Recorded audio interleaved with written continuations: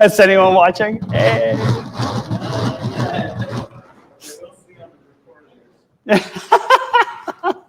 You're not gonna trim them? Crop. This is sick.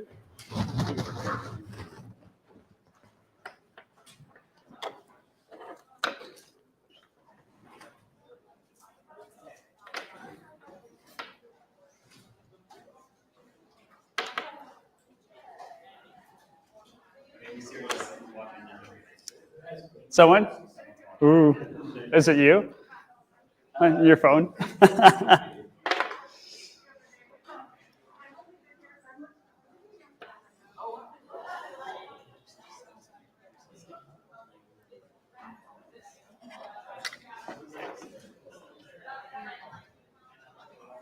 Shrinking, or it seemed a lot bigger before. Like everywhere. We're gonna pass these around.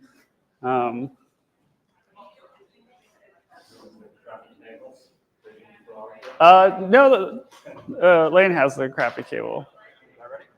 I guess. Sure. Am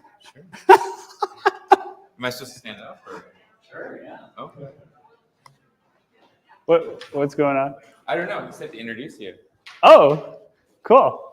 All right. This is up next is Alvaro, who you may know from other projects like the cheese making PCBs and other cool things like that. You're also the co-host of the Unnamed Reverse Engineering podcast, which is an excellent podcast. Everyone should listen to it. Thank you. And I'm excited to hear how to test our USB cables so we won't get frustrated. Yeah. So hi, I'm Alvaro.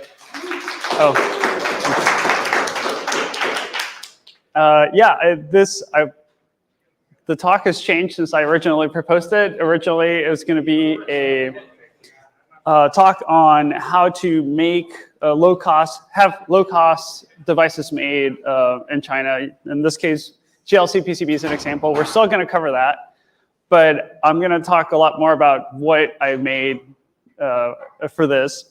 So first of all, who is it? It's me. I'm Alvaro. I have a website. I'm Twitter, Mastodon. You can find me many places online. Okay, so what is it? What are we talking about?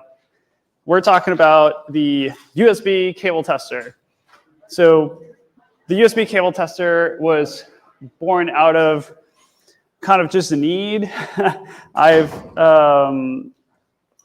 Actually, let me tell you what it is, and then I'll tell you why it is, and all that stuff. But basically, it's a device that we're passing around. You have USB ports on one side, and on the other side, some of the same and some different ones. You plug in a USB cable to both sides, and it'll light up different LEDs telling you which signals are connected. So for example, this is a USB-A to USB-C, and it tells you, okay, the ground is connected, VBus is connected, D+, D-, that's the data lines for USB, for the low-speed USB. If you plug in a USB, this is an A to C, C to C, has different signals.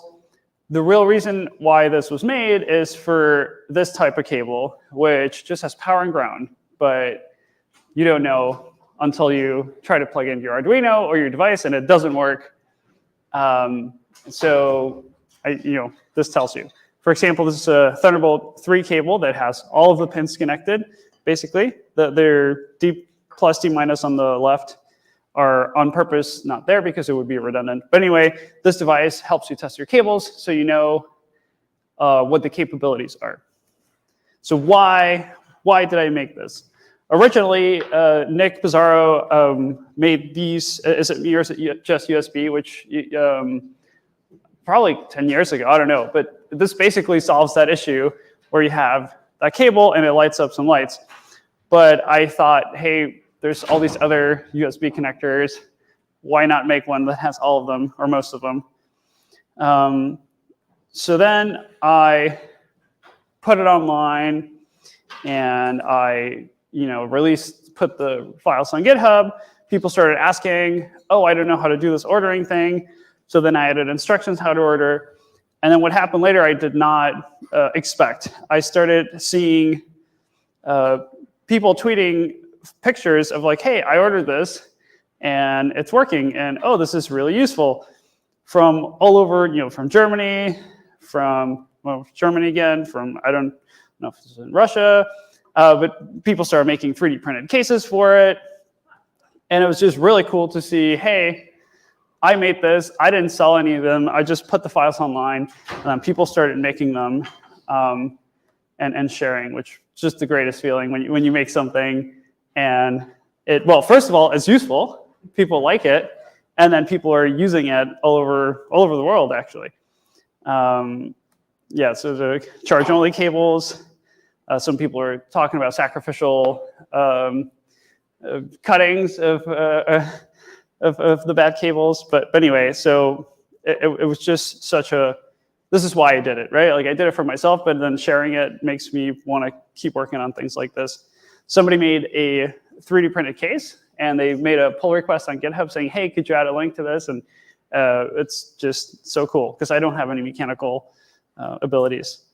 All right, so how did this come to be? So I'm a KiCad fanboy. I love it, open source. In this case, JLC PCB, LCSC is kind of like the DigiKey of China, I guess. I've mostly been making my own boards in the past. So, get Osh Park boards or get an Osh stencil, put it in the oven. But some of these connectors are really not fun to solder. The USB-C, this one is actually 24 pins. So you're only seeing half of them. There's another row hidden behind this. So there's no way to inspect it. You have to use a hot plate or refill oven. And that's not great for hand assembly. And also, all these LEDs, it's just a pain to do it if you want to make more than a couple. So I was like, hey, JLC PCB has assembly service, where if you use components exclusively from LCSC or JLC PCB, they will actually do the assembly for you at a pretty affordable rate. So the first thing I'm going to do is, there's this, oh, I'm not on Wi-Fi. Please wait. There's a KiCad plugin for JLC. Let's see. Oh, there we go. So, oh, no. I decline.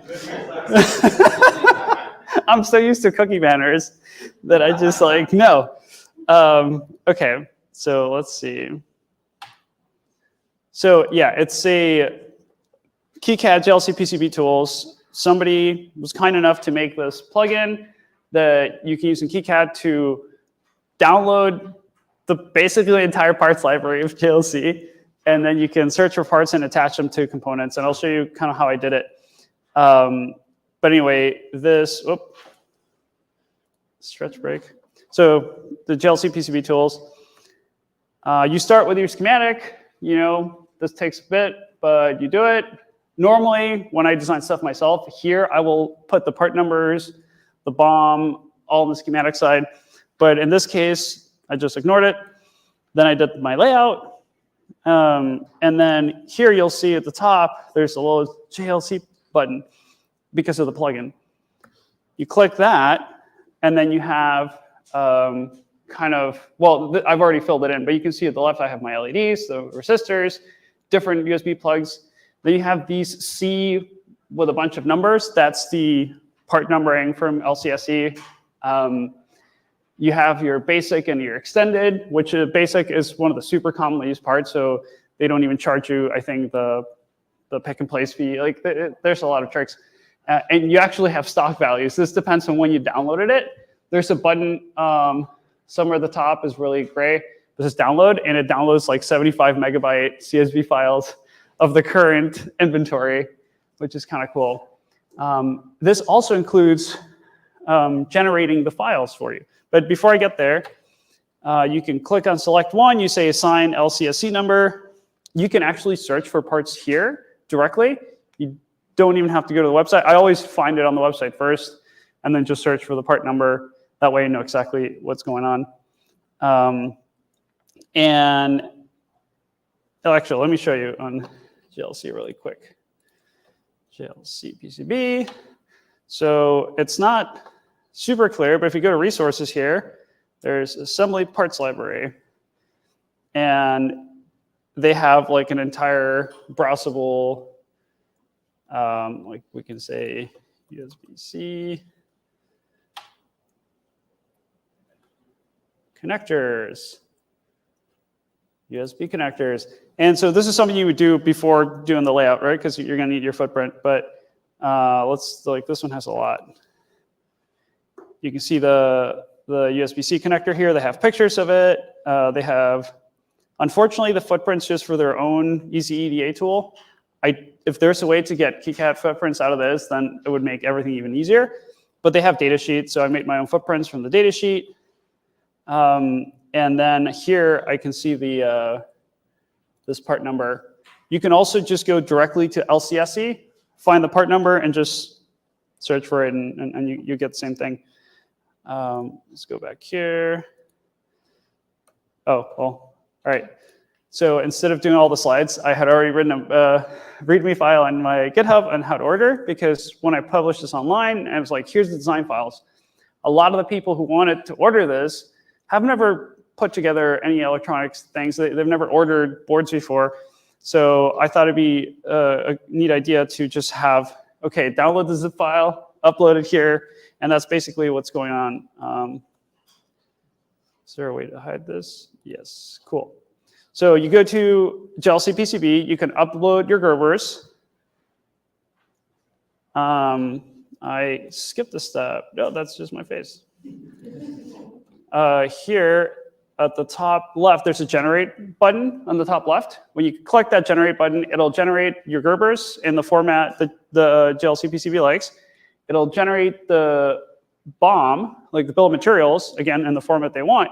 And it'll also generate the position file. So for the pick and place, whenever you're getting boards made by someone else, you need to tell them, hey, this resistor is at this XY coordinate and with this rotation. I have not played with the rotation setting, but it also is something you can do here. So the rotation can be correct. But anyway, you upload your Gerbers, and you can actually preview it here. And it tells you a price. So for example, it's $14 for, I think it was 5 copies of the PCB. I also put screenshots that way, some people might not know what finish to use, like lead-free hassle or ENEG. Instead of explaining, I'm like, just use these. ENEG's a lot nicer, but it'll take a little bit longer. In this case, it didn't make a bit of difference. I don't do leaded anymore. I've kind of banished that from my home lab. But anyway, you can select all your settings.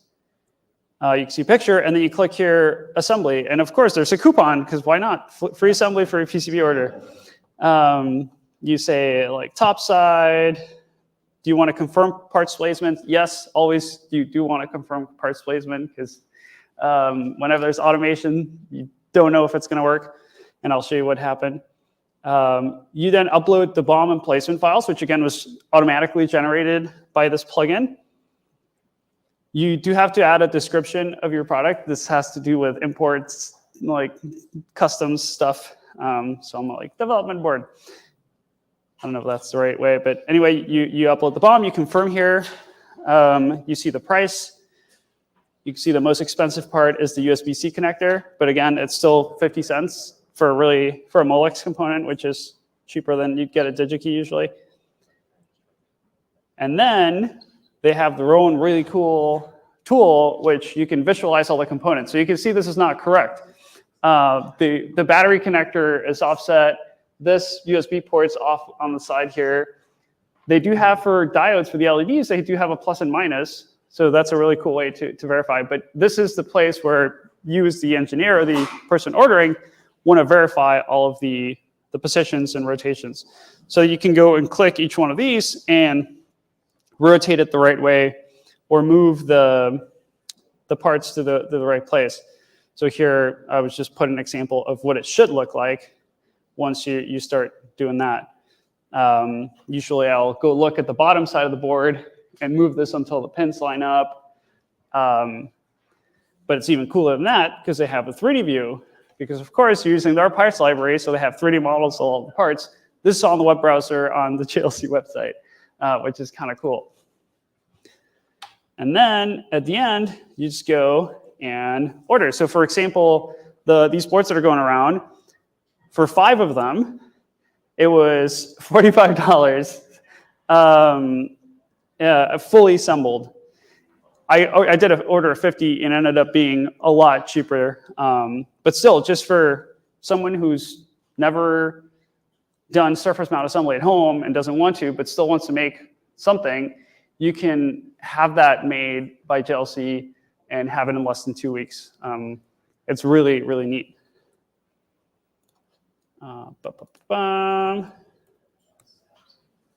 Okay, so now we've talked about the why, the how, the when. Where is it? All right, so the USB cable testers, open hardware, I have 2 versions right now. I'm passing along one of each. They both have new and improved bugs, so I need to do another version to fix some more things. You can find me online and then here right now. But yeah, that's mostly it. I just wanted to share that this is possible. It is quite affordable, assuming they have the parts you want. Like if you want some very obscure part, you're probably not going to find it. But if you're working with the RP2040, the Raspberry Pi Pico, they have that in stock. They have SPI Flash in stock. So you can do a lot of cool stuff. You just have to look around and make sure that the parts you want are there. This is the first time I've used the service. I mostly have been doing DigiKey Mouser because I can just get the parts and assemble it myself. But for certain, in my mind, simpler devices, there's other options you can use. But yeah, if anyone has any questions, we have a little microphone here that we can pass around. And yeah, anyway, thank you.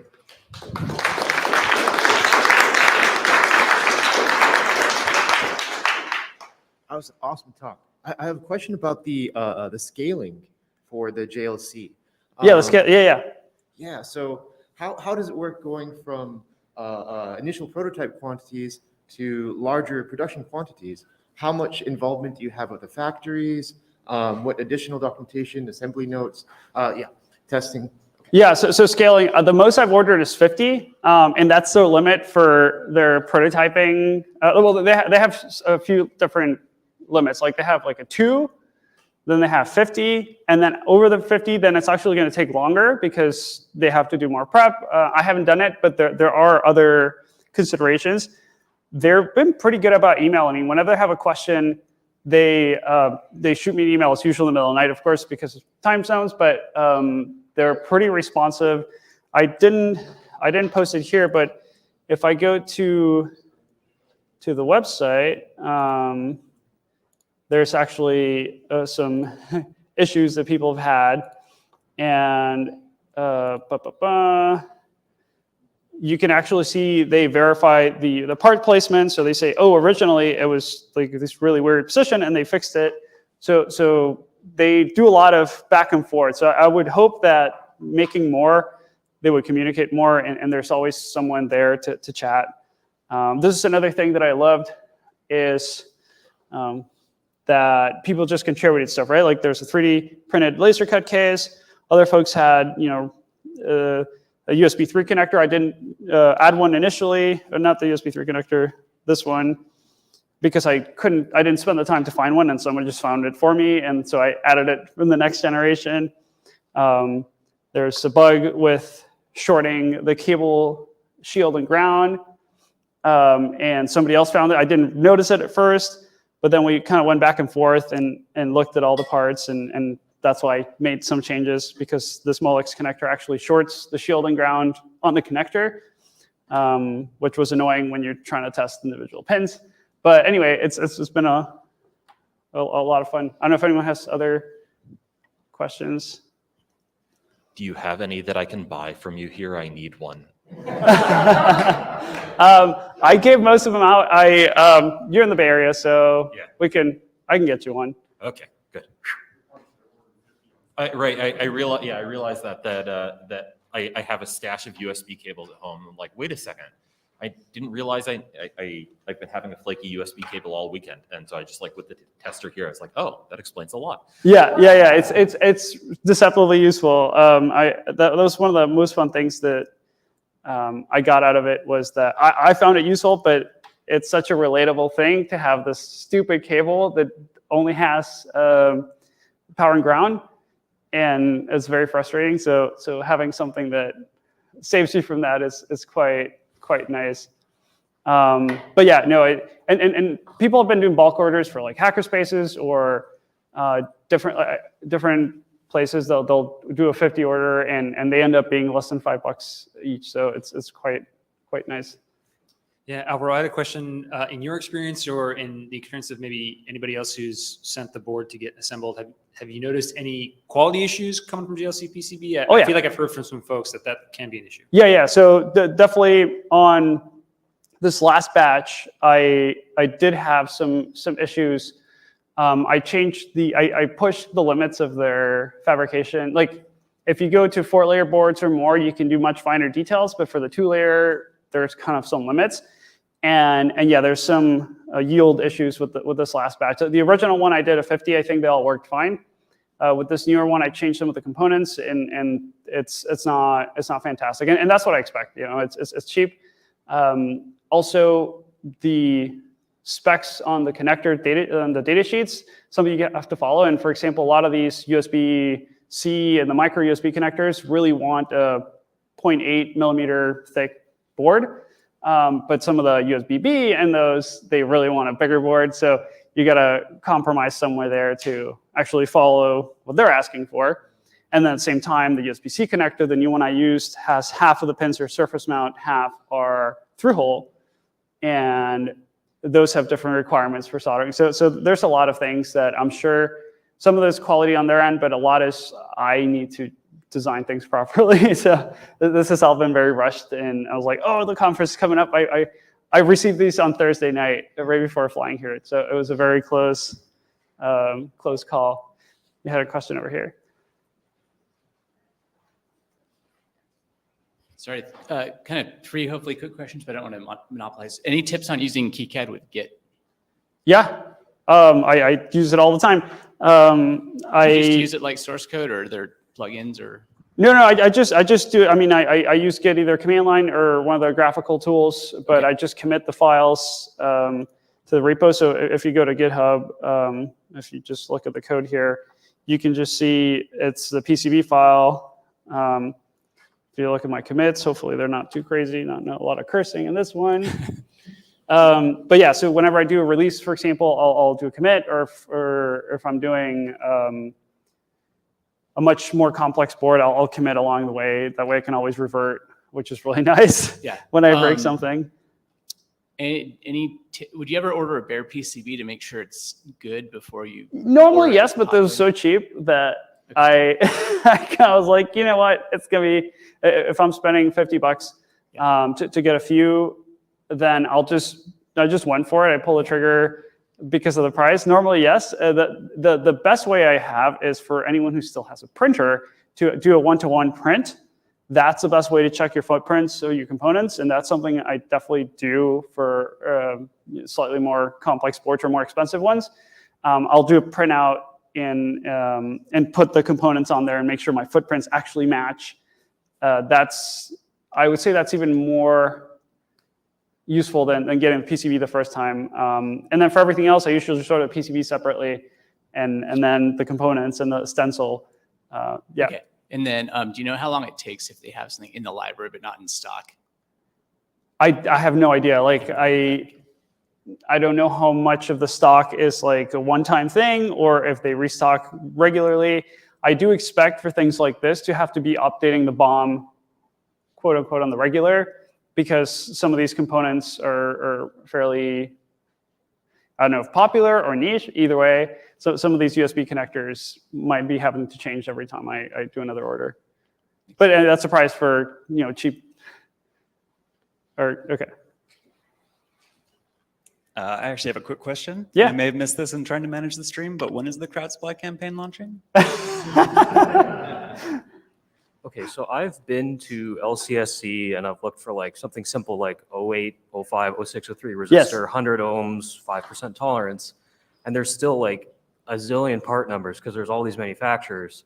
So when you make these designs in KiCad, can you just spec like, I want this resistor of this size with this tolerance, and just choose the cheapest one? Because beyond that, maybe you don't care.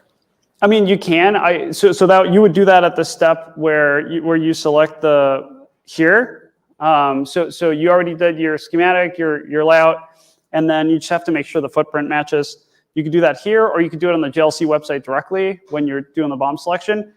I don't usually go for the cheapest when it's a resistor because usually dealing with like fractions of a cent, but I go for the one that has the most in stock because I'm like, okay, it's probably going to last longer. And I do the same with DigiKey. My ideal sorting algorithm would be a weight of price versus availability, and I try to kind of go for that. Any other questions? All right. Thank you so much for stopping by.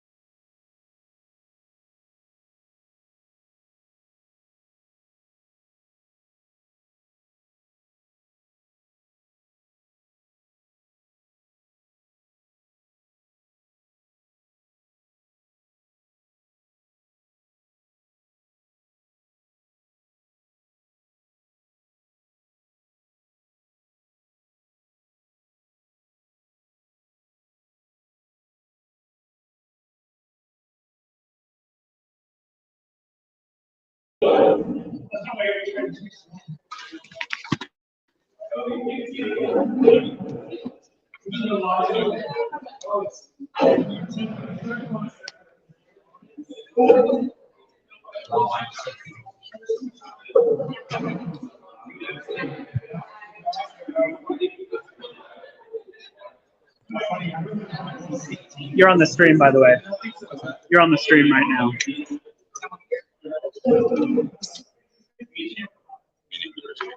What?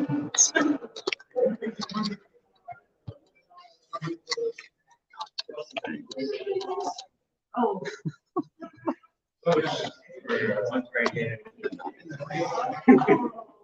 I mean, in B, aren't I? For one, right?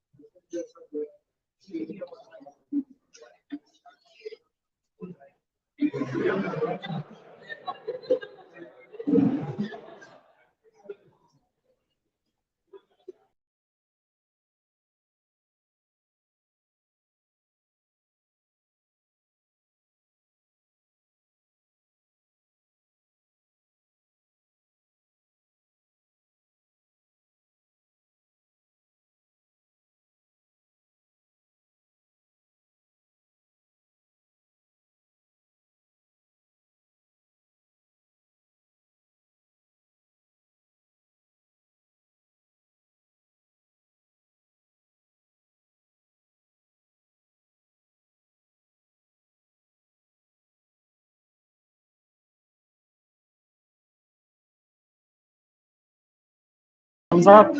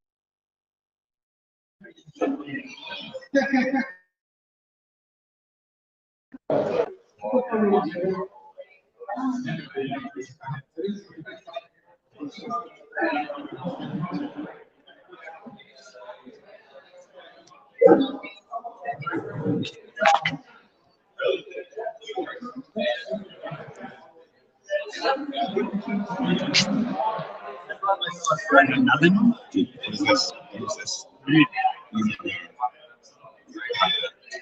USB-C only?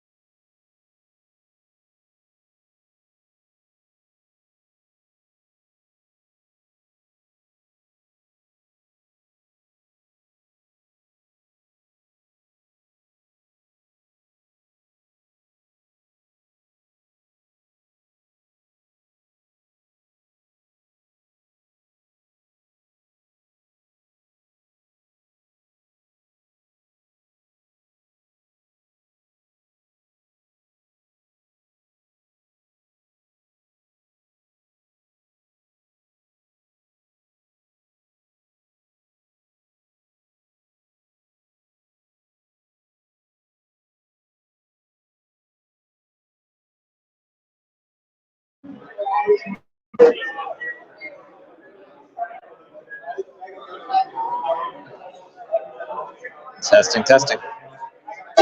Testing, testing. Hello, hello. Yeah. Are we both live or are we both live? Yeah, I wasn't. Okay. Okay.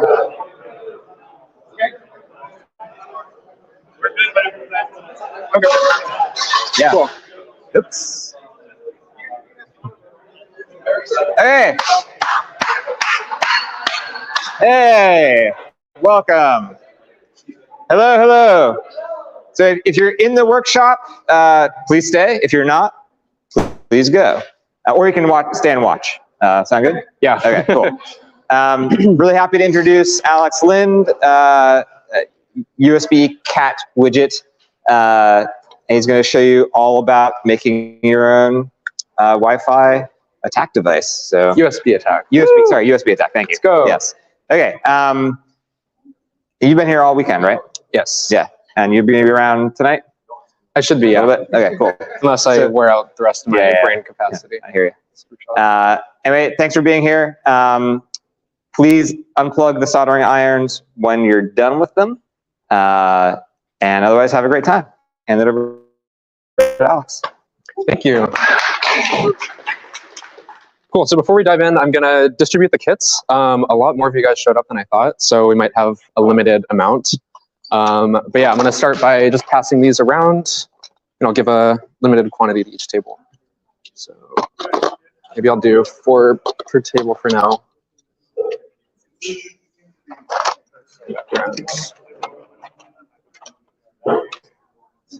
For now, I'm doing 4 per table. I'm going to see if I have enough to come back around.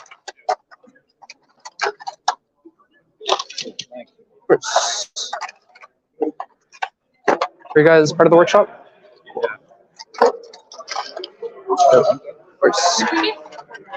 Yeah. No worries. Cool. Then, hell yeah. 2, 3, 4, 5. Huh? We don't all need one. Yeah, I think we're Okay, cool. grouped up. Nice. I'll probably see you guys at future conferences anyways and just give you a free one because I know you. Okay, I have 2 more left over. I figure this table, I need one. Huzzah. Then I have 1 more remaining, I hope. Yeah. Woo.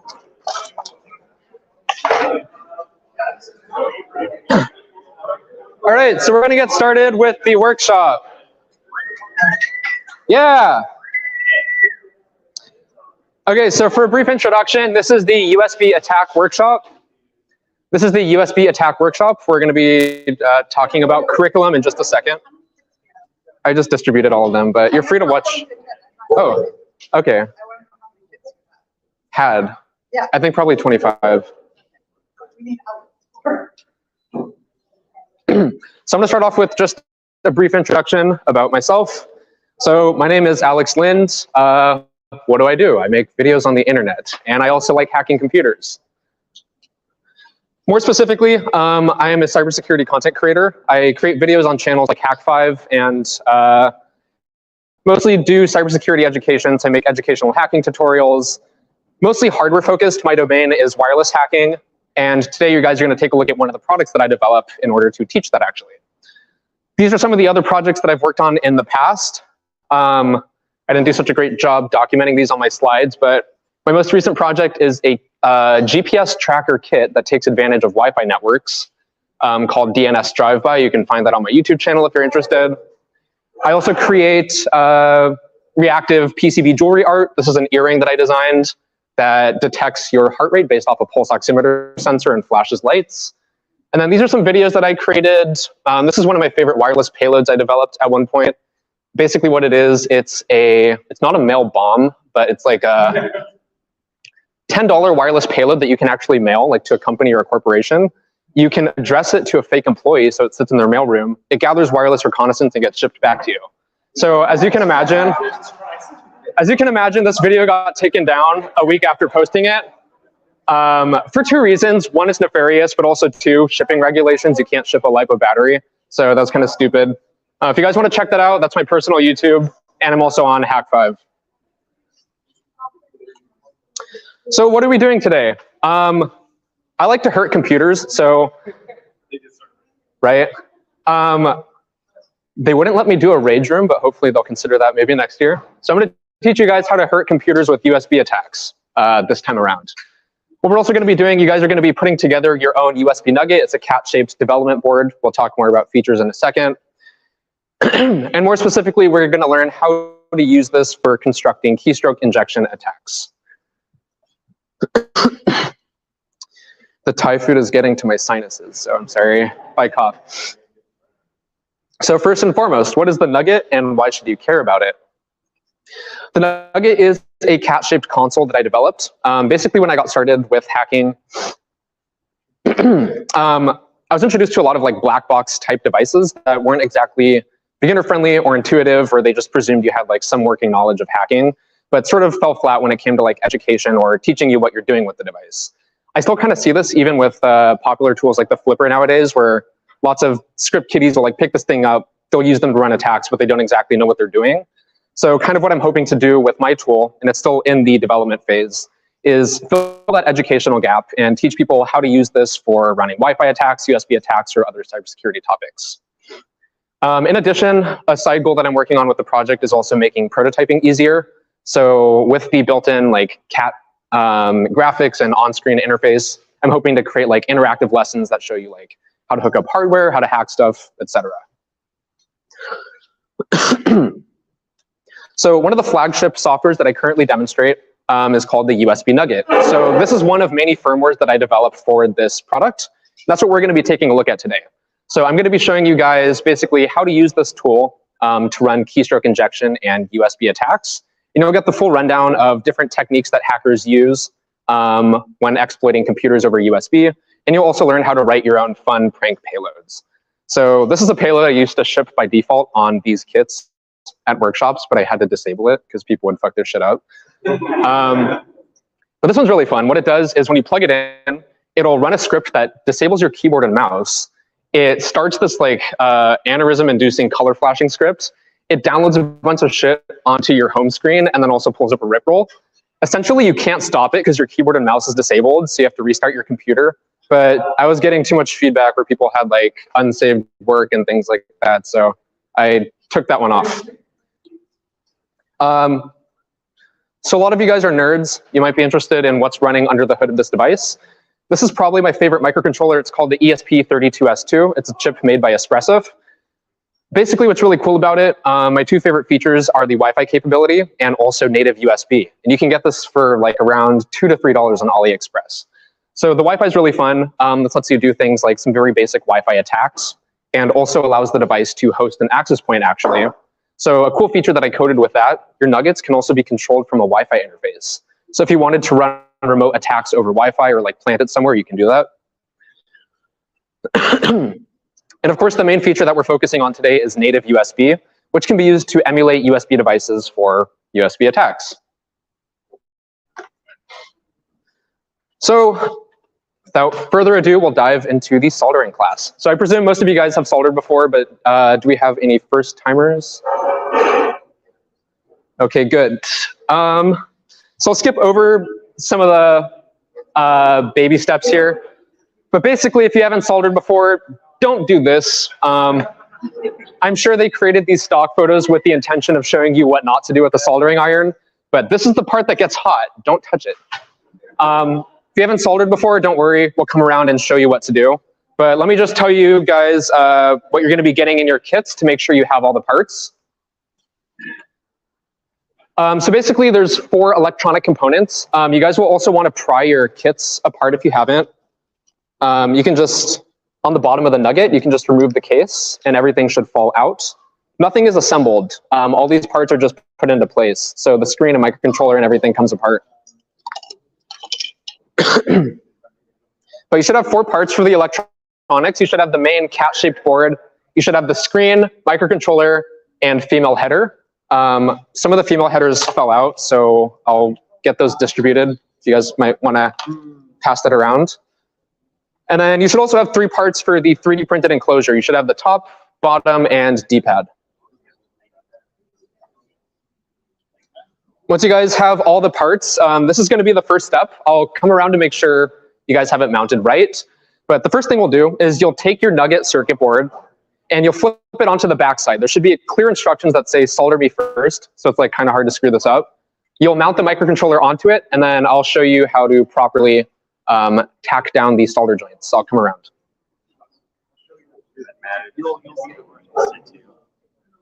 No, that's a design feature, not a flaw. Yeah, that's mounted the correct way.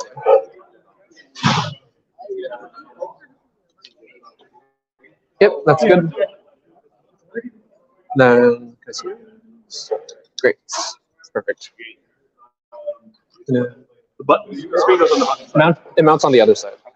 Oh, can I do it? Yeah, in that footprint. And the USB faces this way. Oh no, that's where we're going to mount the screen later. So actually, this guy goes on first on the backside. USB points that way. Yep, you got yours correct. My screen, Oh, what the fuck? it's a little bad.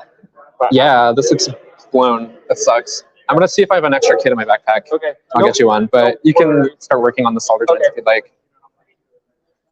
Cool. See, some people have started already. Nice. Cool, you guys are good. Yep, that's mounted the correct way. I'm gonna like. Nice. Yes, that's correct. I know how to solder. Oh, This is being slow. I just wanted to make sure that board's cool.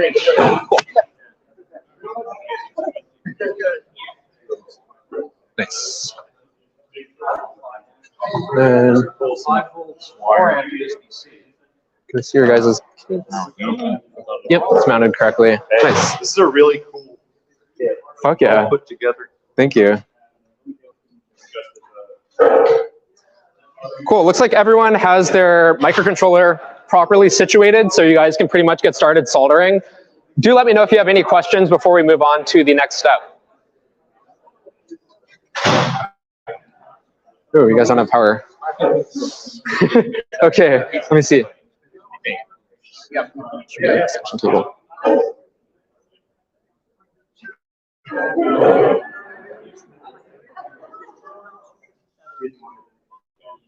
Oh, excuse me? Darcy, right? Do you know if we have an extension cable for this table? Yeah, I'm getting one Oh, cool. right now. And we're connecting one to the table. Thank you.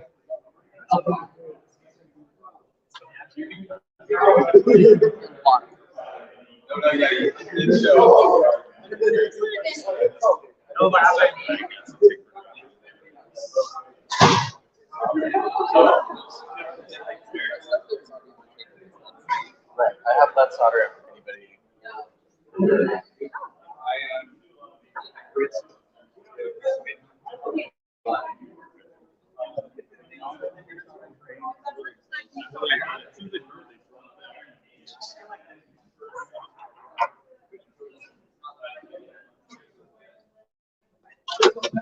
Hi. Chris.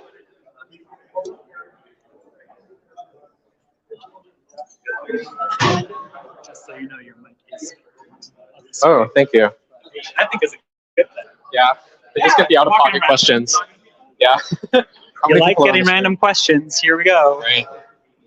Not if you want another one. Nice. Let me know.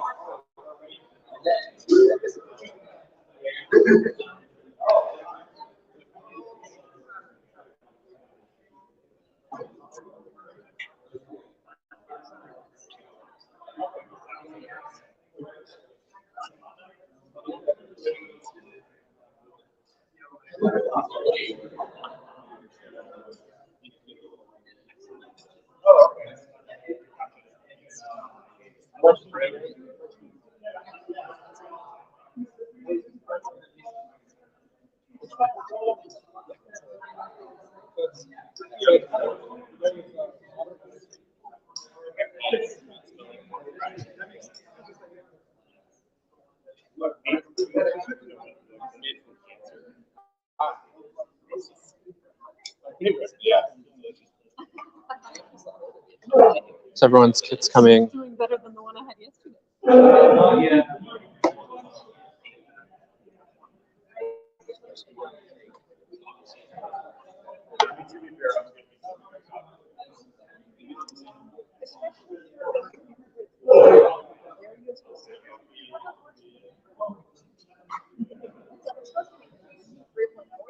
We were talking about the TS80. Yeah. I thought mine was broken the past week, so I didn't know that. So I took it like all the way the fuck apart, watched repair guides, and then I was like, oh, I just need a proprietary ass, you know? Really? Nice. Although the clear case is a separate add-on for the old version, but What I actually found that I had to do with my TS80 is it would say low power initially, and then Right. just cycle through the whole menu. It like figures it the fuck out, and then starts to work. Have you seen the new TS101 they just launched? Oh, it's a similar form factor, so it doesn't like roll. It's rectangular, and you can power it off like a LiPo battery, I believe.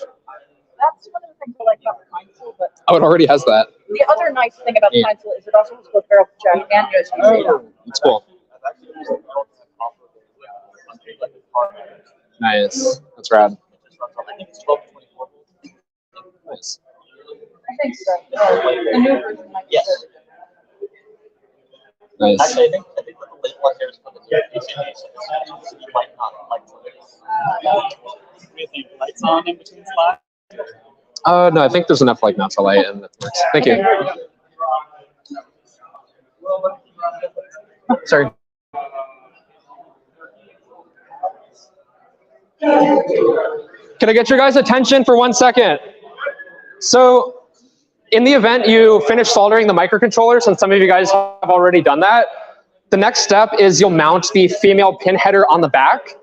Basically, you can see it here as well. It sticks out the same way the microcontroller is.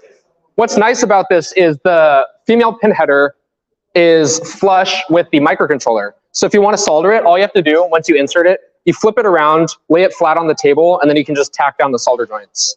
So that'll be the next step.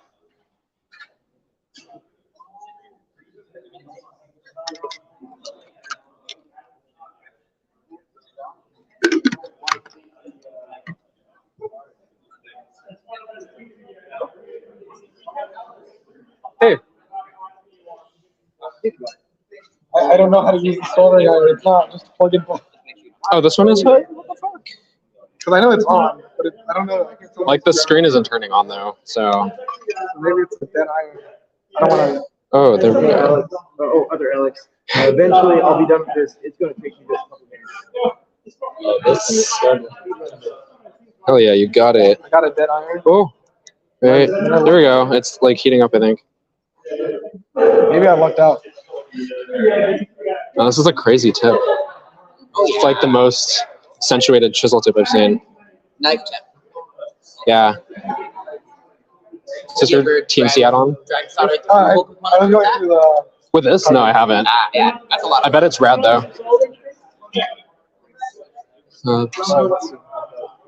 Is it doing anything? It's fine. I can wait. It says 380C, so I don't know why it's It's thinking about it. doing some weird shit. This is why not everything needs an LCD. Yeah.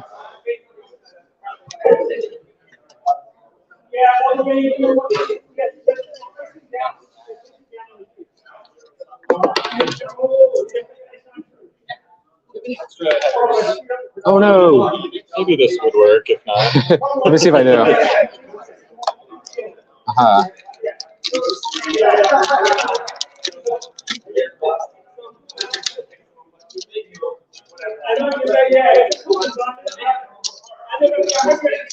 Here you are. Thank you. Then you can give me that one. Yeah, the broken one.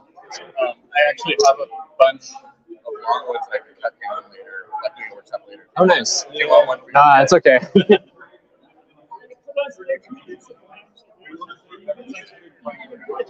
What are you looking for? Oh, let me see if there's more around. Are you the one with the broken screen? Yeah. Oh, here you go. Yeah. Cool. Yeah, I'll take it. Okay, thanks. I'll just use it in a shitty project, you know? I'm curious if it'll still work. It probably does. I think it's just flux, That's kind of like, yeah. right?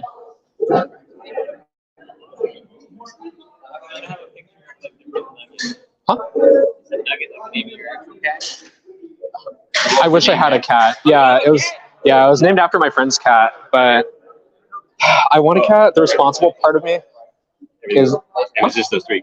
oh shit, you finished it. Cool.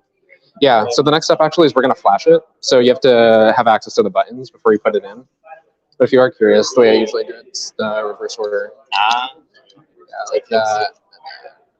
Put my finger through it to hold it in place, and then boom. Yeah. Yeah, it's like I want a cat, but I travel to these things so often that it's like I wouldn't be able to take care of it, right? But then the responsible part of me is telling me like I'm not ready for like a feline baby, you know? So hey, yeah, we're out of kits, unfortunately. If you want to stick around and check it out, you can, but it might also be boring if you're not participating. Do we need a laptop for this? Yes.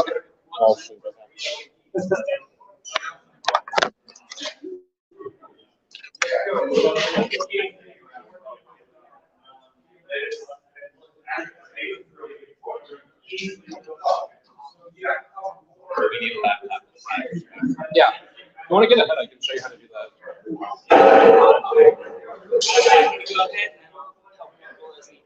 Yeah, that'd be awesome.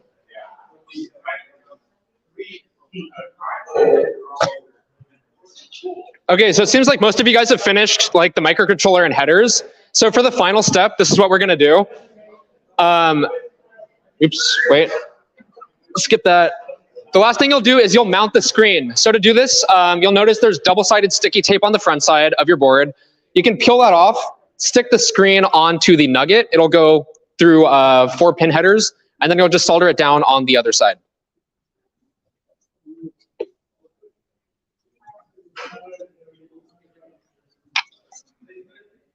Hey.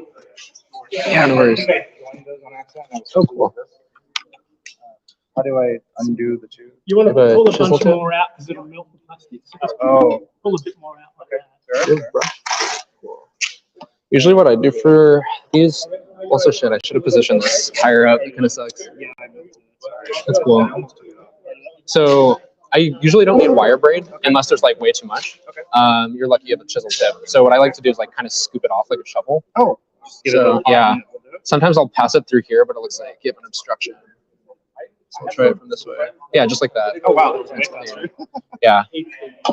And then you'll notice like this guy's still a little pointy, right? Yeah. I'll try to reform it. There you go. Yeah. Cool, you're in good shape now. Yeah. So those look fine? Yes. Okay. Yeah. I was a little afraid those were a little light, but It'll still work. Like you have these actually look perfect comparatively. this is the first time I've ever done this. Oh, nice. These are really good then. Thank you. Yeah, the next step's just the headers. So Pop it on. yeah, I'll put it here, Oh, great. and then it lays flush with this. So you just flip it over. Okay. How's everyone here coming?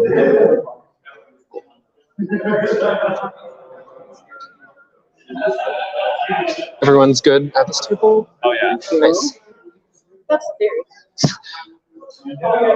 Yep, we'll see. By the way, Yeah. what OSs will this actually work on? So it comes with default scripts for Linux, Mac, Yes. and Windows. So basically just That's what I thought branching. was So what the default ones are. yeah. Is everyone coming good at this table? So Cool. Can do an inspection. Yeah. These are all functional. They're a little bit bulbous. So like the ideal shape is something that's concave, kind of like a volcano. This is like your ideal joint. This one here that you did is perfect. These will all work though, so I don't recommend like trying to touch them up. Yeah, these are all good. They'll work.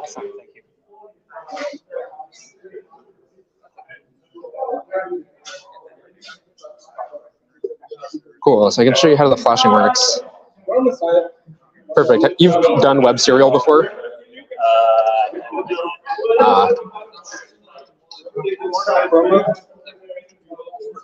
Yeah, so this actually it's a pretty cool feature.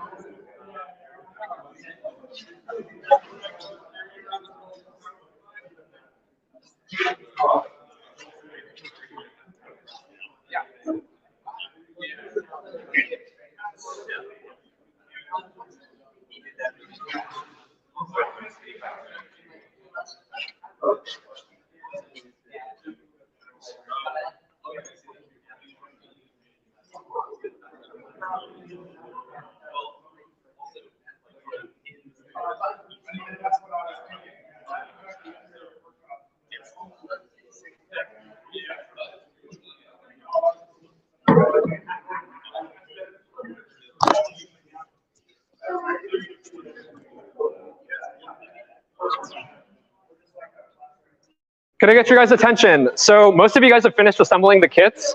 So for the next step, what we're going to do is flash the firmware to it. I noticed some of you guys already put the case on. So for this step, you actually need access to the buttons on the back. It's an unfortunate design flaw that I'm working on fixing. So you'll have to take it out of your case. For these next few steps, what you'll need is a computer with a Chrome browser. And I'm going to walk you through the flashing instructions if everyone's ready.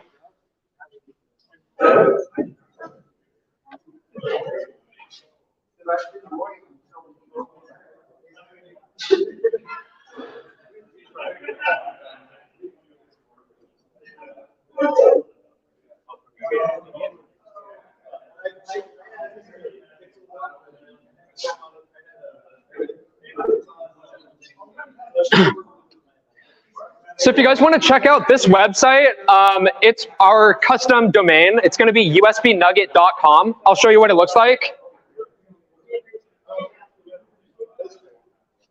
If you just go to usbnugget.com, this is where I'm posting a lot of the documentation and also working on some other projects going forward.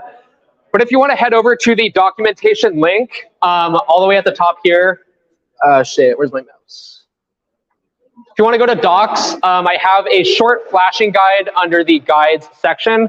Should say flashing with a web browser. So I want to briefly talk about this tool, and also don't worry if you haven't finished assembling your boards yet. I'll make sure everyone's caught up. But typically, if you're flashing a microcontroller, you might have to go through some convoluted process, set up an Arduino, flash via command line or something like that. What's really cool is Google Chrome actually has an experimental feature called Web Serial that lets you interface with microcontrollers completely from a web browser. So we're going to be using this today to flash our board so you guys don't have to get set up with a whole tool chain or SDK or anything like that. So you'll have to install Chrome or a Chrome-based browser. And once you're on this web page, the last thing you'll have to do is download our latest binary file. So you can see that linked here. You can just click on Nugget firmware, and then it should download a .bin file. After that, you can pretty much follow along with the instructions on this web page. But just for redundancy, I'm going to explain how this works.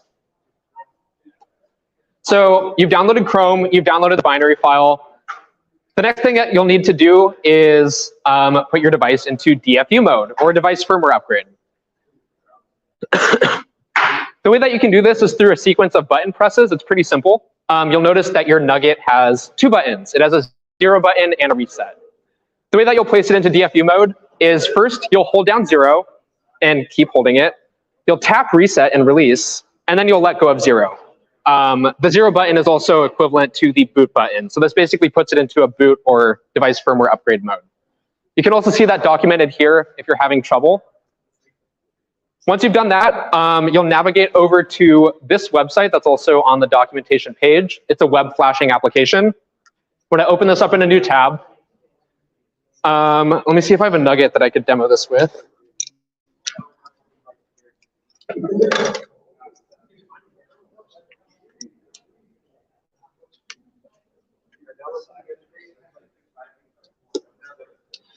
So once you open the Web Flasher application, it's pretty simple to use. In the top right corner, you'll see a button that says Connect. So I wonder what happens if I click on that.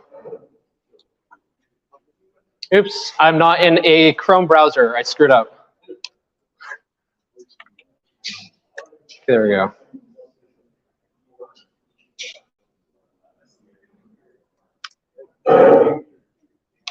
So when I hit Connect, the device that you're looking for, as I mentioned earlier, this is an ESP32S2 based device. So your Nugget should pop up as an ESP32S2. You'll go ahead and connect to that microcontroller. After it connects, it should identify your device and allow you to upload a file. Once you've done that, you just hit choose a file and select your binary file. One thing to note, if you guys are having trouble with that, I believe I actually flashed a default firmware to your guys' Nugget when you plug it in. That has like a QR code that pops up. So for safety, you might want to hit erase first to overwrite the firmware that's already on there, and then flash the new file. I'd recommend doing that. But yeah, after that, you can just select the binary file that you guys downloaded, like so. Hit program, and then it's pretty much good to go.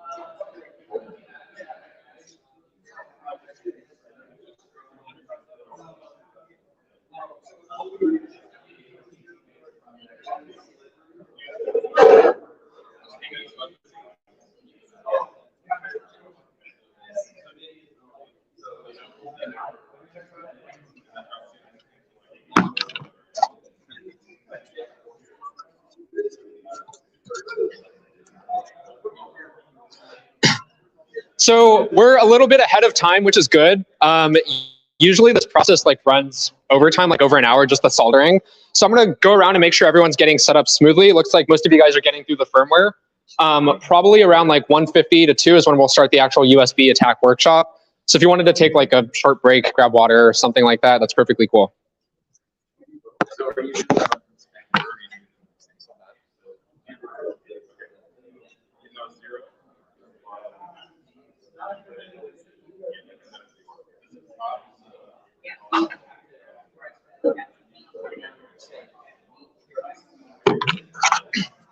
Oh, also one last thing. If you guys want to make sure your nuggets are actually working after flashing the firmware, there are some default scripts on there for every operating system. So if you just want to like, screw around and try out some of the scripts, that's cool.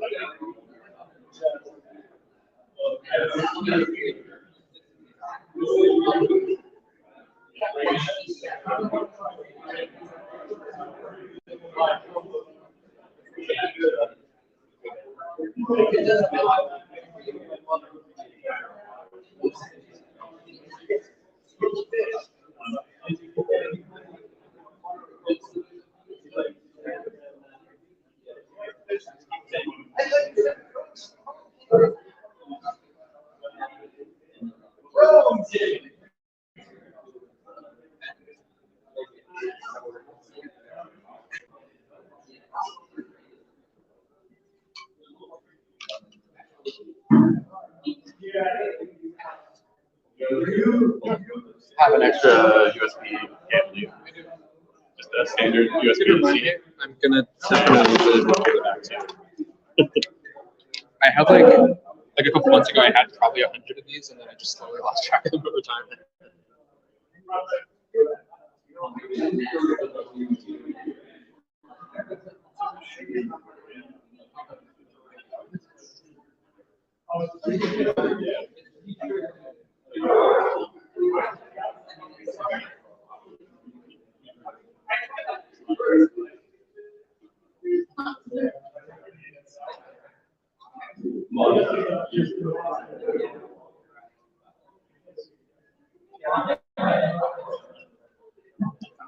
Somebody flash.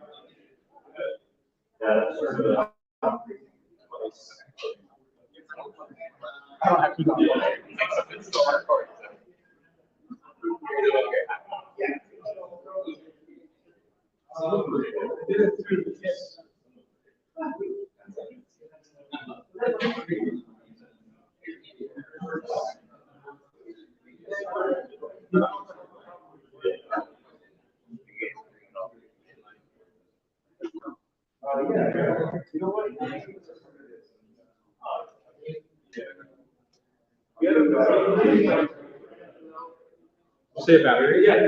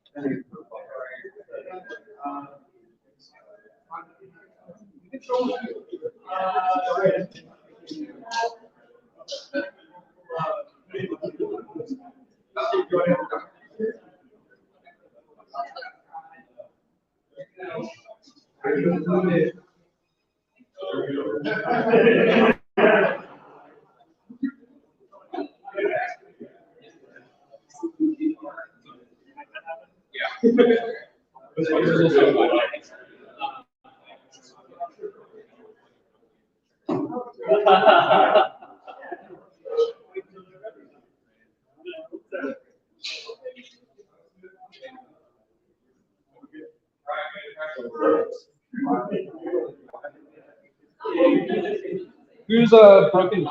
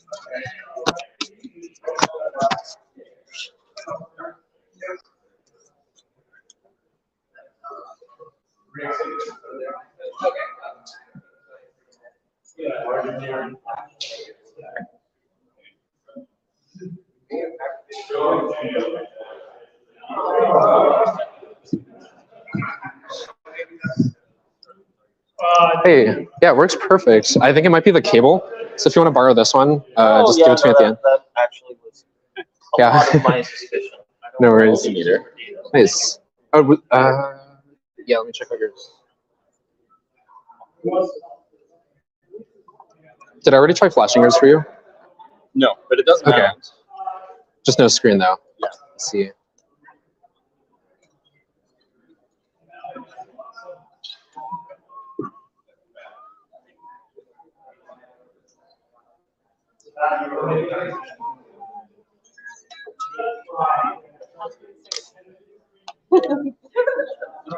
It's not auto ranging. Oh no. It's my very old multimeter, but I can't get rid of it because I've had it for too long.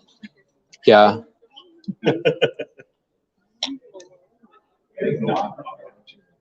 I mean, I've never had an auto ranging, so as long as I just get one.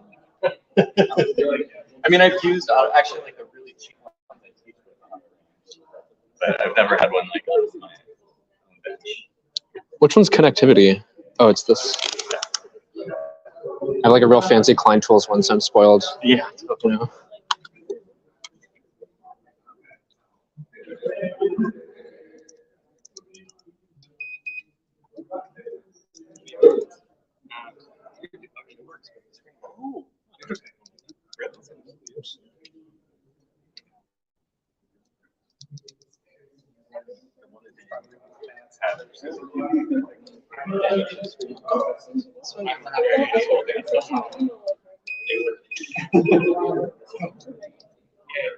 Yeah.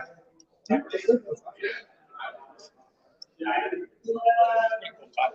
think it has a weak ground connection. I don't know why. Oh shit. No, the entire top row is not soldered. Oh, that'll do it. Yeah. Are you comfortable with removing the screen, do you think? Okay, if you do that, you should be able to access the pins and solder them down. Which, what do you, so these rows, oh. Yeah. Like, let's see. Can you see straight down in there? Basically, this row's soldered, but that one's not. Yeah. I'll do it. Yeah. Okay. So if you want to try to take the screen off, if you need help with that, just let me know. Can we ask you real quick about immunity to his web browser from Yeah. this attack? Can we just try it? Yeah, of show you course. what it's doing? So I think that's cool again with you, Scott. Yeah, sure. Are you on Mac by chance? Or is? It looks like it did it, but it just didn't. Might just be a delay issue. Honestly, it was a shot in the dark for me because I'm on the Mac. So I just wrote the script. Oh. Never got to try it, but I'd love to get feedback.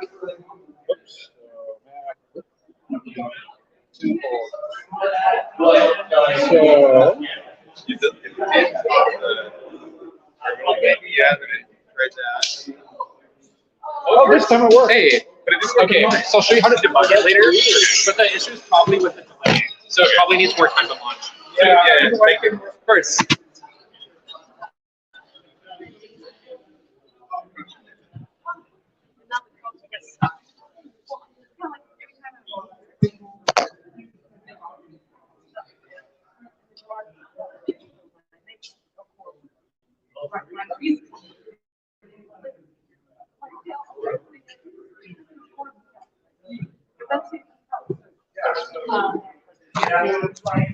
All right, could you guys tell me if you're still working on flashing or assembling your nugget?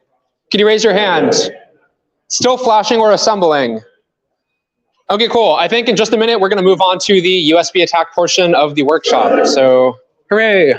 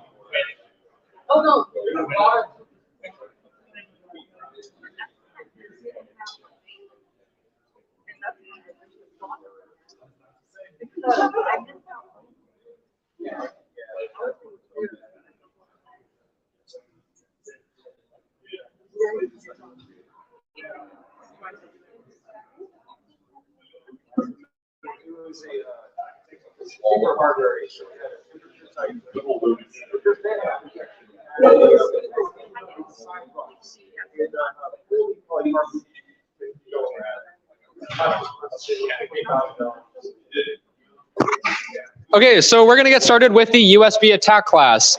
So I noticed most of you guys have already messed around with the default payloads. I heard a lot of rickrolls going off. So basically the way this is structured, I'll start off with a very brief lecture, introduce you guys to some USB hacking concepts, and basically ways that hackers take advantage of USB ports for deploying malware or other kinds of attacks.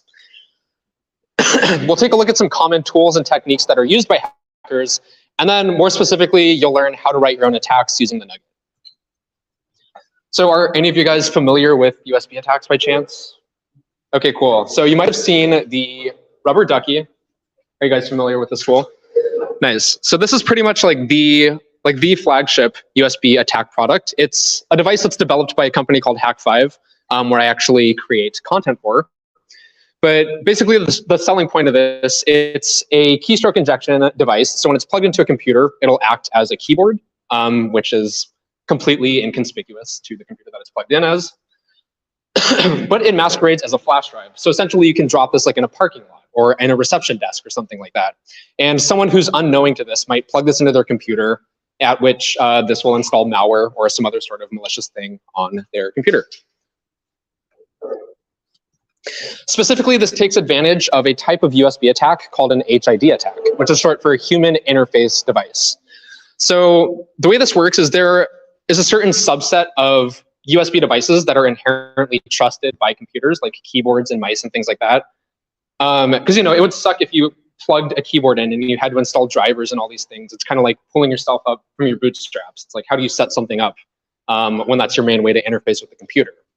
So keyboards are trusted by default, mice are trusted by default, and other types of these human interactive devices, we call them HID devices.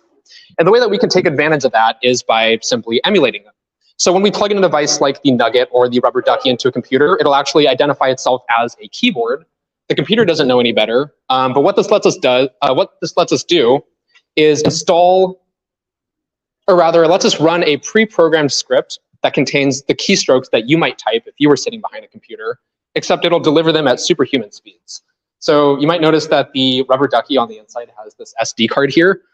Basically, if you wanted to put a script on there, you type out all the keystrokes into this SD card, load it in the Ducky, plug it into a computer, and it fires off. Similar concept for the Nugget. I also found these terrible stock photos. Yeah, so this is what I was talking about, just a funny picture with pulling yourself up from your bootstraps. Alert, keyboard not found. Press F1 to try to reboot. It's like, how the hell are you going to do that without a keyboard? There are some other types of HID attacks that can happen. Today we're specifically focusing on keystroke injection, because that's probably the most viable way to deliver a payload. Some of my other favorites, mouse. You might have seen products on like Amazon, like mouse jigglers, which you can use to prank your coworker. Or depending on how you want to look at it, maybe a productivity tool, if you're the lady that I overheard at Starbucks a month ago. So I'm not a creep, but she was like, oh, she was on a phone call. She was like, oh, I'm working 2 full-time jobs. My boss doesn't know because I have this like thing that I bought off Amazon that I plug in and it looks like I'm actually at work while I'm not. But law enforcement also uses this if they seize computers to keep them awake. It's like if they take a computer from a bad guy and they don't want it to shut off, they'll plug one of these into their computers. One of my favorites is emulating a USB Ethernet adapter.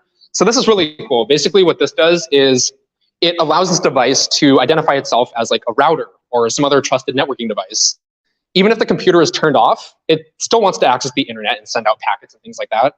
So there's a pretty cool attack for a completely locked Windows computer. You can plug in a device like the Ducky or some other keystroke injection device, have it identify as a USB Ethernet adapter. You can route traffic through like the Ducky or other keystroke injection tool and actually extract Windows hashes. So you can potentially brute force the password, even when it's completely locked.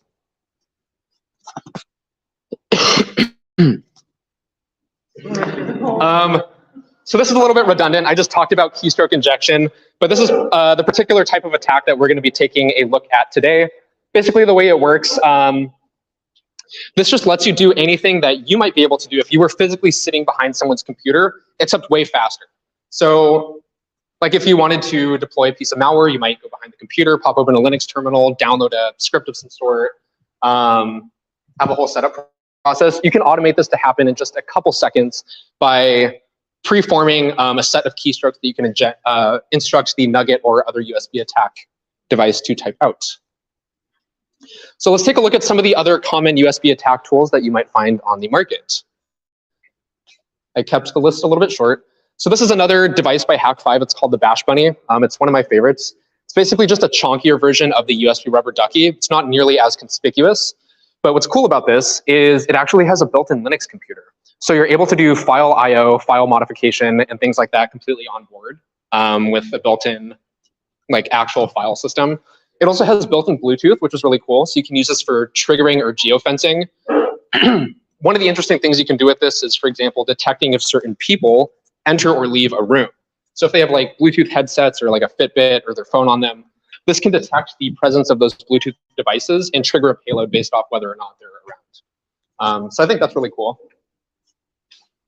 My personal favorite is the OMG cable. This one masquerades as an actual charging cable. There's a bunch of different form factors this comes in. You have Lightning for Apple devices, USB-C to C, C to A. Same concept. You can basically just like drop this somewhere, leave it plugged in into like a outlet at an airport or something like that. And it's able to deliver keystroke injection payloads. What's also cool about this, it has built-in Wi-Fi as well. So if you wanted to run a remote attack, there's the possibility of doing that. It can also geofence. So if you wanted to ship this like over the mail, it can detect if it's in proximity of like a certain corporate network by looking for the presence of like, I don't know, like Starbucks Wi-Fi or some other known identity. One of my favorite attacks that I saw done with this that I was also able to replicate on the Nugget, which is built in Wi-Fi, is they did a video demo where they had a Yagi antenna, basically a highly directional Wi-Fi antenna, plug this thing in like about like a quarter or half mile away, and using this, they were able to trigger a keystroke injection payload with a huge air gap in between them across buildings. And then we have the USB Nugget, the least conspicuous of them all. So I sort of designed this as a way to make it more friendly for people to get started with learning about USB attacks as a sort of intuitive introduction to this kind of thing. I'm still working on the firmware and gamifying the experience, but some of the merits to this device over the more typical like black box hackery-oriented ones. This has a built-in flash drive that makes it really easy for you to upload payloads over a USB interface and also allows you to do data exfiltration relatively easily. It has the built-in Wi-Fi, so if you did want to do remote triggering, that's also possible. And what's also cool is, unlike the Ducky, which is a single-shot payload, you can only run one script. When you're in the wild, you don't actually know what kind of computer you're going to encounter, like Linux, Mac OS, Windows. So with the built-in interface, you can navigate hundreds of payloads. You can select based off the operating system you encounter. And it makes it really easy to just enumerate that way. And also, it's cute. So let's get started with hacking on the USB Nugget. Oh yeah, if you guys want, I already pointed you to the website, but if you also want to find slides and stuff like that, I think this just literally links to usbnugget.com. But going forward, I'm going to be publishing more documentation on this site, and I have a bunch of other interesting features that are probably going to launch in the next month or so.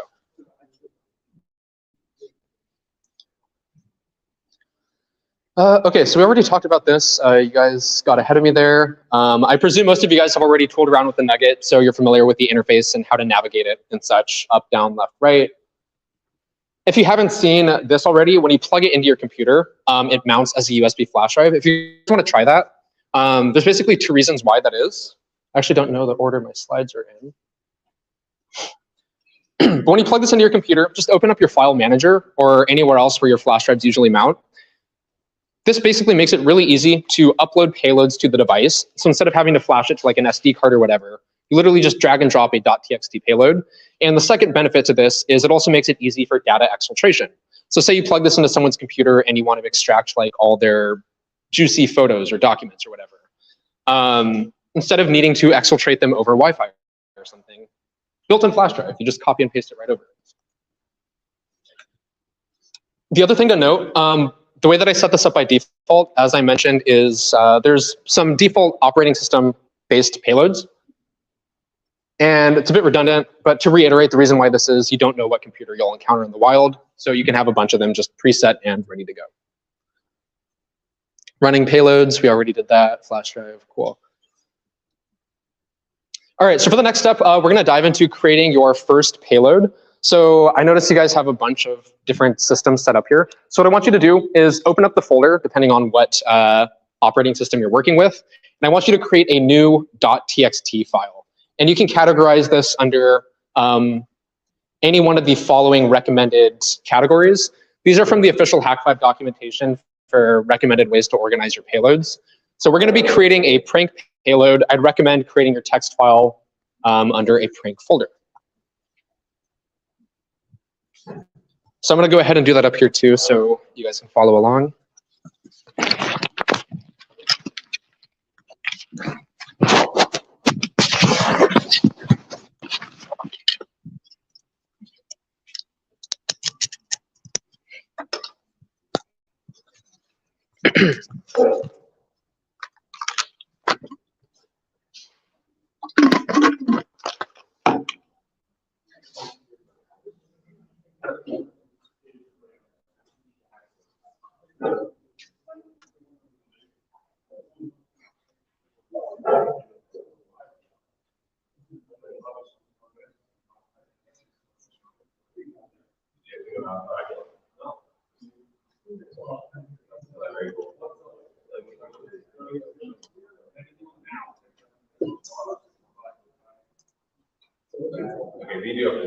So one thing to note, be gentle, but I develop all the firmware by myself. So if you encounter any bugs, I'd first off like to hear about them. But one of them that you should know about Working with a USB mass storage class device or writing the firmware for that is a pain in the ass. So there's one bug where if you copy and paste a text file, this can actually cause some issues on the file system. So I'd recommend just creating a new text file instead of doing Control-C, Control-V for an existing payload. Just be aware of that. Yeah, the text is cool. Cool, so once you've created a blank text file, I'm gonna walk you guys through the basics of creating a payload, and then we'll also talk about the scripting language also, yes. Posting recommendation. Notice that all the key points are the exact same. The what now? All the key points.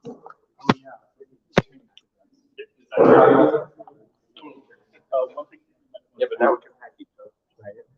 With MAC address, you can the last 4 digits, and then you make a name after it. So that becomes a bluebird or whatever, red or whatever, right? And then it becomes much more memorable what it is, especially if you have a dozen people in the same room. Right. I'll take this thing with the last.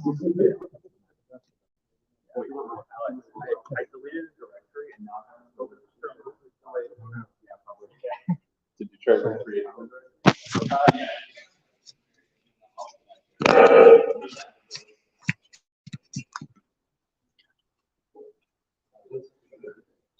Okay, cool. So let's briefly talk about payload methodology and how to construct a payload before we dive right into the syntax.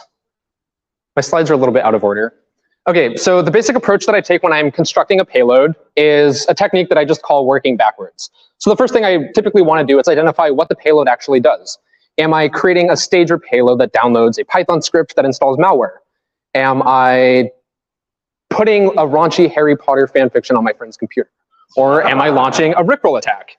Right, so for this first example, I was going to do constructing a Rickroll attack, but I forgot that I already have that installed by default. I'm still going to walk you guys through how to construct this. Please don't cheat. But yeah, the first step is usually identify the goal. So what it is you're trying to execute with this attack script. And the 3 steps follow as such. The second is identify the intermediate steps or programs that need to be launched. Right, so if I am creating like a Python stager, I'll have to open a terminal. I'll have to launch Python. I'll have to access a web URL that has the malware potentially.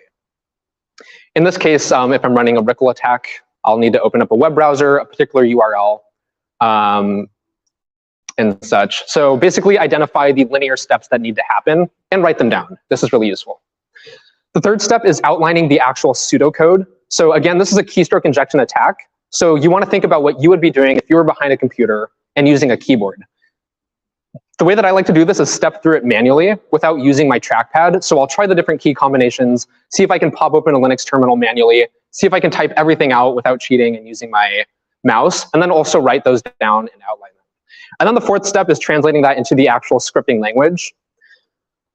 Ducky script is really simple. There's basically 3 commands you have to know, and I'll show you what those are at the end. But we're going to dive in to the second step since we know what the scope of our payload is. I want you guys to construct your own Rickroll attack. So you've already created the blank text file. So what I want you guys to do, take just 1 minute, write out basically as many linear steps as you can for what you think it would take to launch a Rickroll attack. Maybe you have to pop open a search console. Maybe you have to open up Chrome, a terminal. Just take 1 minute to do that inside of your text file.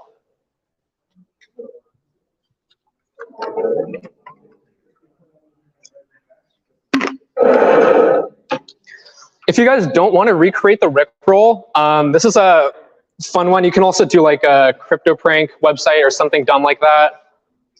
Oh, wait, no. What the hell is this? Crypto. Let me find it.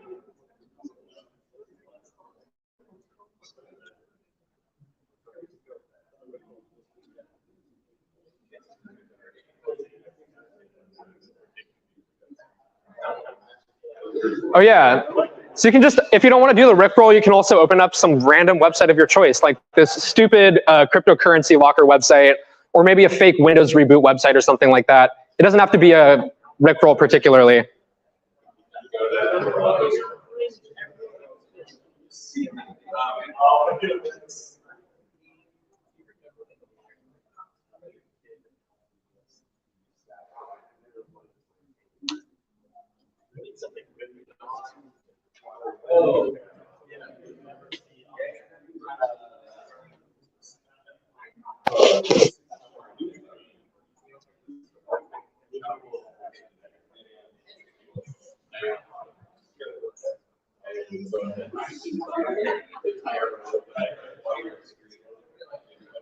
Okay, cool. So your minute is up. So for the intermediate steps, should be relatively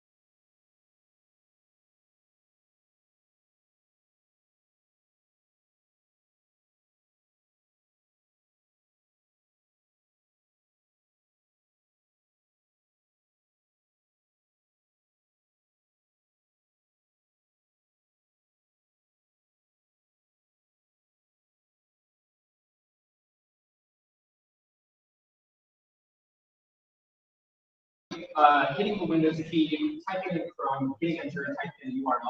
If you can just pop open a Linux terminal and type open Firefox youtube.com, you have all that done in one line. The terminal is a much easier way to screen it, so I usually recommend looking at it. Just went back to one And then the third thing, we'll get to that in a second, but you'll have to think about delays. This device is going to be typing super fast, so naturally you're going to need time for applications to launch. So, so basically what I want you guys to try to do, these are some links to hotkey combos. I want you to try opening up your website or Rickroll on your computer using only your keyboard and document this as thoroughly as possible in your text box.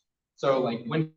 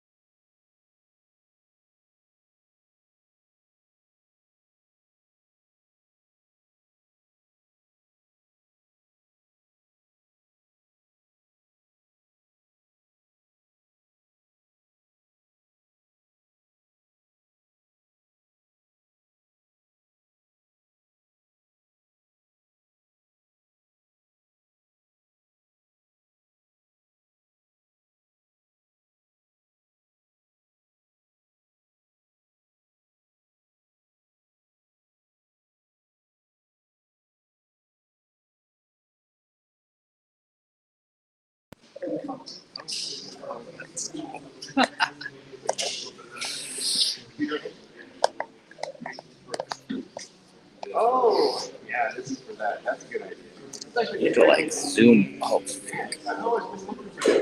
okay. Let's do audio.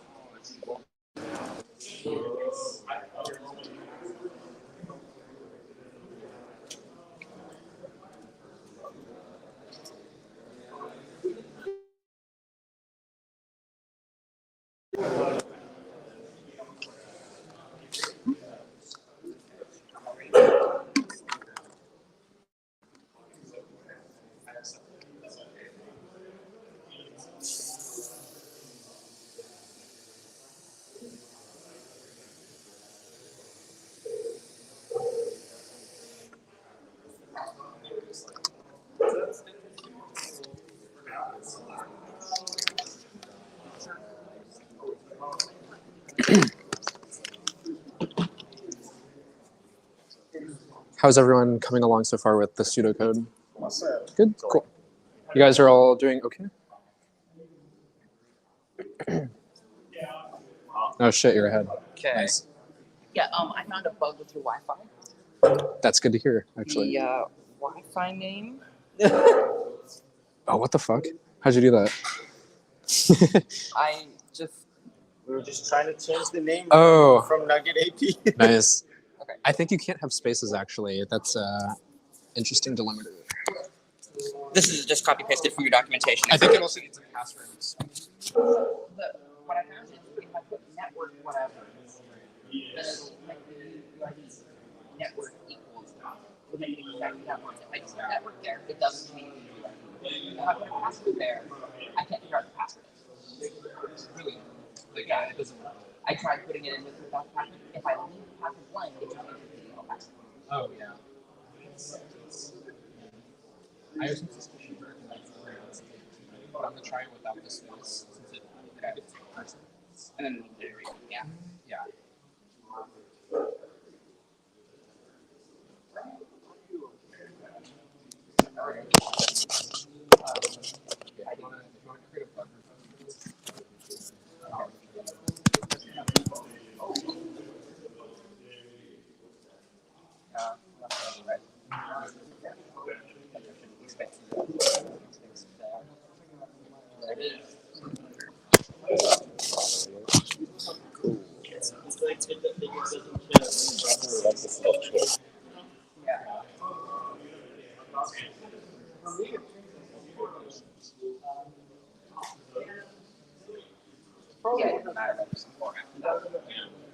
Sorry, I'll have to look into that. It's fine.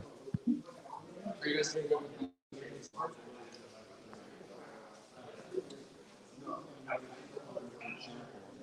Yes.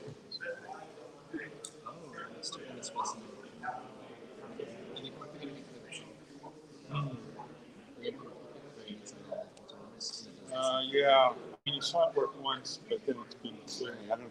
That's silly or something. Has it done on this like multiple times? Well, let me see. Yeah. It goes away, of course, so I didn't really notice it.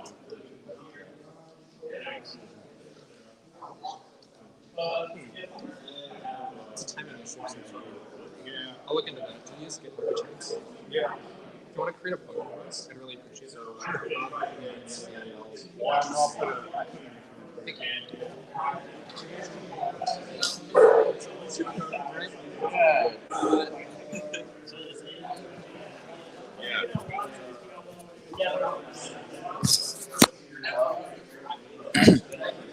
Okay, so we're ready to move on to the next step. Most of you guys have your pseudocode outlined. So this is sort of, let me scroll over here. This is the example pseudocode that I have. Hopefully yours looks something similar.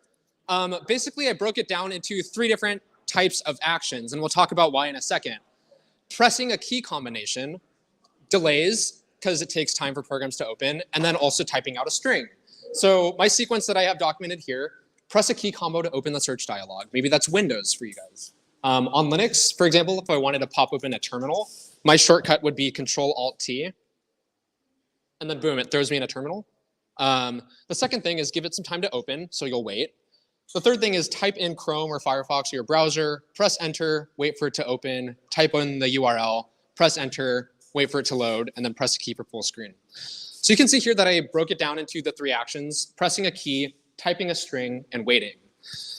That's pretty much as straightforward as it gets, and this translates directly into Ducky script. So once you have your pseudocode like this, and if your guys' pseudocode doesn't look like this, you can go ahead and just copy what I have here, or I'll come around. But let's talk about the actual Ducky script syntax and how you might translate your pseudocode into something that can actually execute.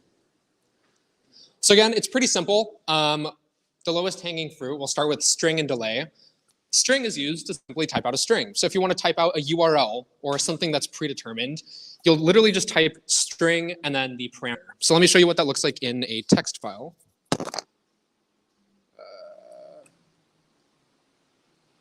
Oh, the font's not that great. But where I'm typing out something like Firefox, literally all I have to do in the text file is just type out the word string before it. And if I save it, it should execute that. Delay just gives it some time to run, because of course it takes time to launch an application. So you literally just type delay in all caps. The delay parameter is in milliseconds. So if you wanted to wait 1 second, you do 1,000, 10 seconds, 10,000, so on and so forth. So I would go through and replace all of your waits with delay. And if I wanted to wait a second, I would do like delay 1000. And the final thing is key presses. So this is really straightforward. If you wanted to do like Control-Alt-T, you literally just type that all out on the exact same line. Like I have here on the top of this payload, Control-Alt-T, and that'll work. If you guys want to see some of the other documented key presses that you can use, that's also on the USB Nugget website. But it's basically all these standard keys on a keyboard. So USB hacking, writing your first payload. Yeah, so for example, if you wanted to do Control or Shift or Alt or any of the modifier keys, it's literally as simple as just typing them out in all caps. If you wanted to do a combination, you just do them on the same line. Control, Shift, T, something similar. Let's see. They also have the other standard keys, up, down, left, right. These are really useful for navigating a graphical user interface. You also have function keys, F1, F2, F3, things like that. So with the example of the Rickroll payload, if you wanted to pump up the volume, using the function keys would be a way to do that. Or if you wanted to put it into full screen, you could do that as well. So if you guys want to translate that over into DuckyScript, you can. The payload's already there, so it's not completely necessary. Just to reiterate on this point, delays are something to be careful with. I noticed some of the default payloads actually have a bug where it'll start typing ahead of itself. So generally, when I'm writing a payload, I'll start out with a very generous delay and slowly shorten it down over time. I would recommend doing so. Basically, that kind of brings me to the end of creating your own DuckyScript payload. If you guys want to stick around and write your own payloads, feel free to do so. I'm just going to briefly wrap up with some final implications, basically ways that you might want to mitigate against these attacks, some more advanced things that you can do with your nugget. And then also, if you guys want, we're going to do a very brief challenge that I came up with at the last second, and you guys can compete for a prize to see who can make the most destructive payload.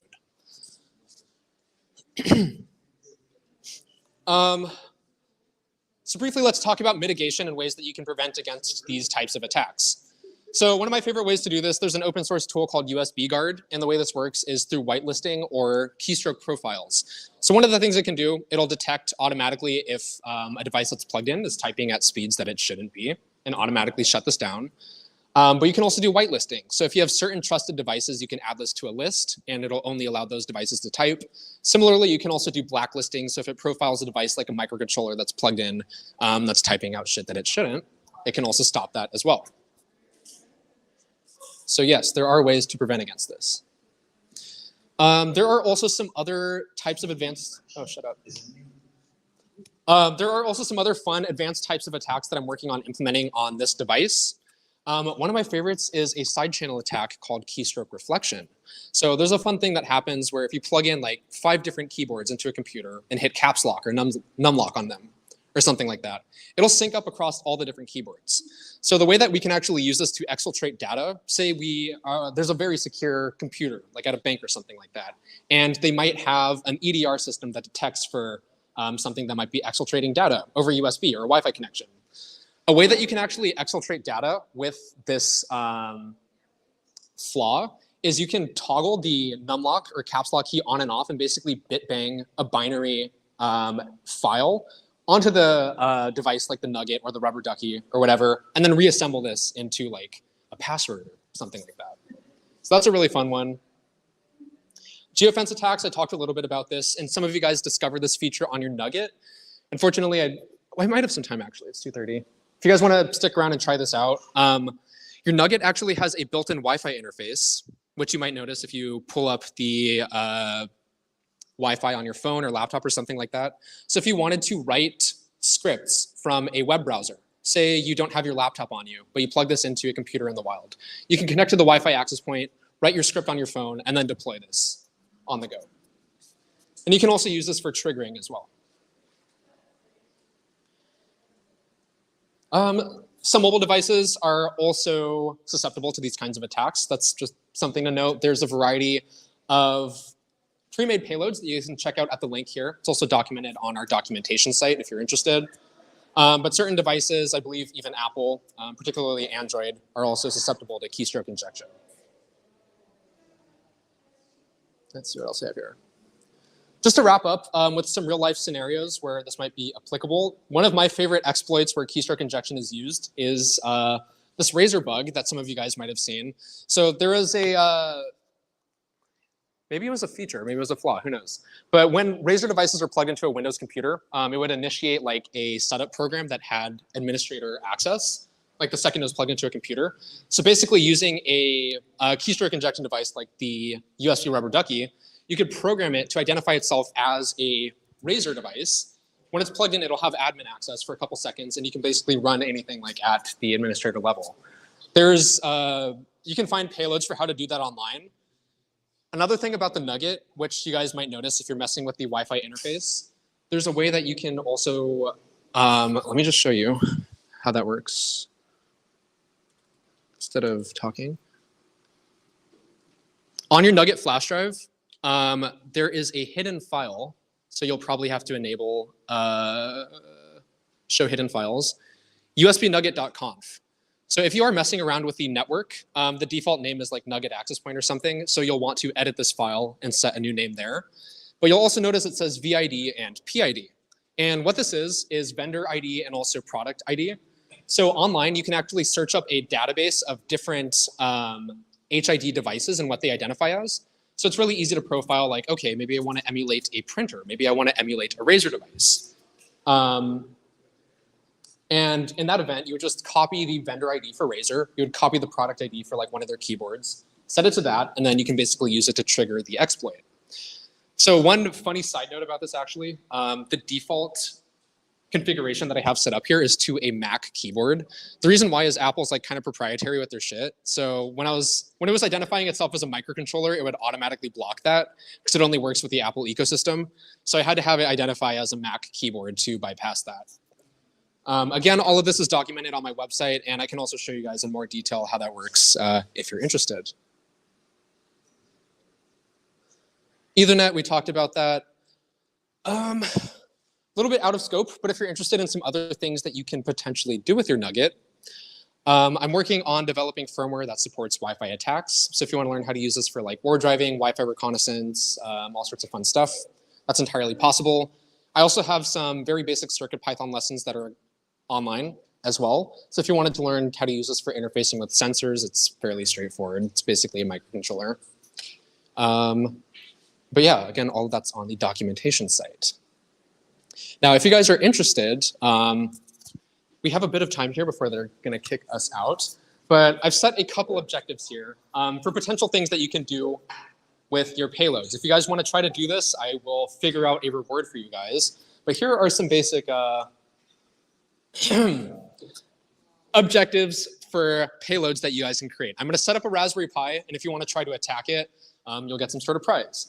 So starting off with, if you download a sexy Harry Potter fan fiction or something equally vulgar, or if you just send me the link directly, I'll also reward you guys. Sexy Minion pictures or something equally offensive, that'd be great. Also, if you do anything like file modifications, IO, if you're able to brick my computer, that's also a potential bonus there. One of my favorite things to do is run a secret cron job that runs at certain intervals and like shuts off the computer. I have some other ones documented on the next slide here. Turning it on or off, just for some other fun examples. These are a couple ones that I've done in the past. I didn't have time to set up like a full CTF, but these are some other example things that you're able to do. If you guys want to try any of these things out, I can also walk you through it. If you want to try stealing a file, deleting a file, writing a new file with like a ransom message or something like that to it, killing my computer entirely, maybe corrupting the entire file system, planting a keylogger, the Rickroll is pretty low-hanging fruit. Backdoors, anything of the sort. If you guys are interested in trying these out, let me know, and I'm going to get a Raspberry Pi set up at the front.